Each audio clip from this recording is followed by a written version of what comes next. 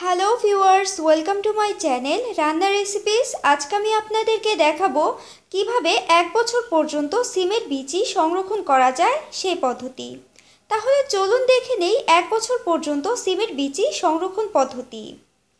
এখানে আমি 1 কেজি পরিমাণ সিমের বিচি সারা রাত পানিতে ভিজিয়ে রেখে খোসাটা ছাড়িয়ে নিয়েছি।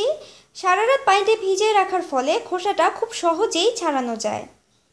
এখানে একটি পাতিলে আমি পরিমাণ মতো পানি নিয়েছি। এবার ঢাকনা দিয়ে ঢেকে আমি পানিটাকে ফুটিয়ে নিব। পানিটা যখন ফুটে উঠবে ঠিক সেই সময় আমি সিমের বিচিগুলো দিয়ে দিব। এবার আমি সিমের বিচিগুলোকে 2 থেকে 3 মিনিট গরম পানিতে ফুটিয়ে নিব। আমাদের মনে রাখতে হবে সিমের বিচিগুলোকে একেবারে সেদ্ধ করা যাবে না, জাস্ট হালকা সেদ্ধ করে দিতে হবে।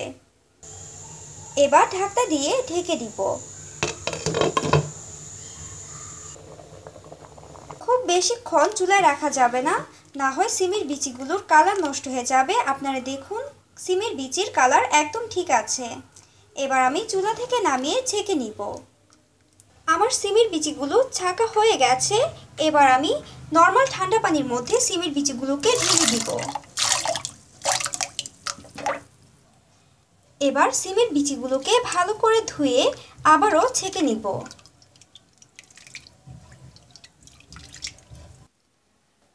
এখানে আমি সিমের বিচিগুলোর পানি ঝরিয়ে নিয়েছি। এবার একটি কাগজের উপর আমি সিমের বিচিগুলোকে ঢেলে দিব। এবার হাত দিয়ে চারদিকে ছড়িয়ে দিয়ে ফ্যানের বাতাসের নিচে আমি সিমের বিচিগুলোকে শুকিয়ে নিব।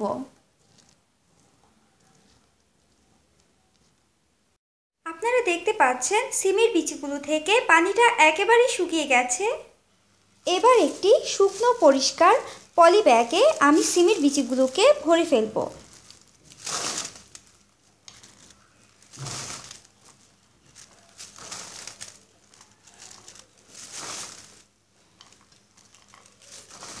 সিমের বিচিগুলো ভরা হয়ে গেলে এবার আমি পলি ব্যাগের মুখটা এভাবে বন্ধ করে বেঁধে ফেলব, যাতে ভেতরে কোনো বাতাস চলাচল করতে না পারে।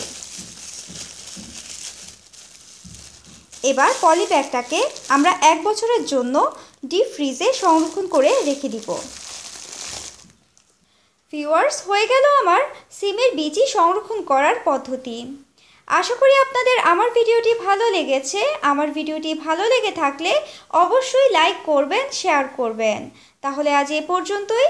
আরেকদিন আপনাদের জন্য নিয়ে আসবো আরেকটি নতুন ভিডিও। ততদিন পর্যন্ত ভালো থাকুন, সুস্থ থাকুন, আর হ্যাঁ, আমার চ্যানেলটি অবশ্যই সাবস্ক্রাইব করুন।